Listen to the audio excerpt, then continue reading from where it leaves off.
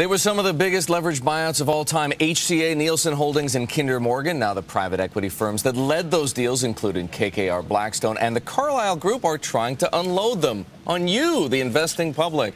More than half of all the U.S. IPOs planned for 2011, some $14 billion, are from the private equity industry.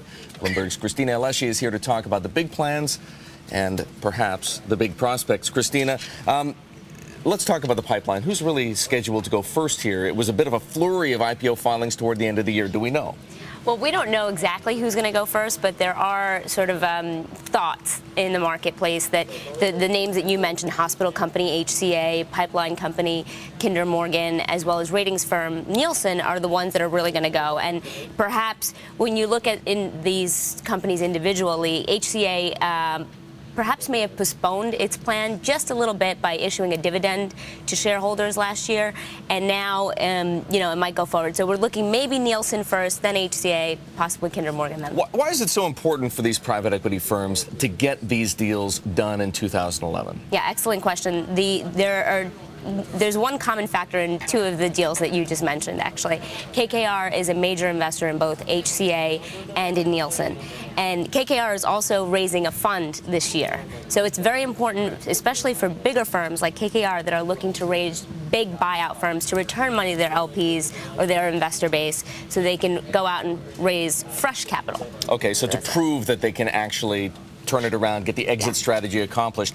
How about some of the obstacles here? First of all, the IPO market slowed down considerably toward the end of 2010, so maybe, I guess, they're starting the year off without a whole lot of momentum. But also, there's all this talk, and there always has been, that whenever the private equity firm is trying to sell, it's a bad time for you to buy. Yeah, well, that is a common it's a common sort of thought, because these companies are usually laden with debt. Private equity companies usually pile on lots of debt in order to make these acquisitions possible. And when it comes time for the public investor to buy, it's usually at a much higher net cash flow to debt ratio than the broader market. So when you're talking about these companies, you're worried about, as a public investor, can this company actually make its debt payments? So that's the number one question. If you come to the conclusion that that is true, then the next question becomes, okay, what are the growth prospects here? Is the top line going to grow anymore?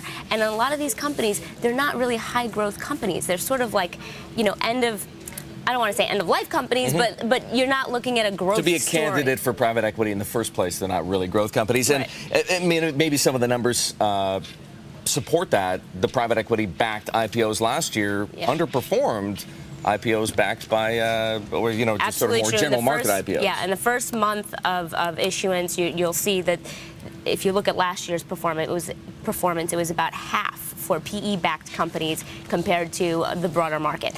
Now, you brought up an interesting point about debt. Debt in itself is actually, from a public investor standpoint, not always a bad thing. If you look at the use of proceeds language in these filings, public investors actually like to see repayment of debt rather than issuance of dividends or something similar to those lines where they're giving back money to investors, because that way it's sort of like a reinvestment in the firm, and private equity companies know this. So they actually, HCA is a perfect example. The reason why they did this, the dividend deal when they did, was actually to take some money off the table before the IPO.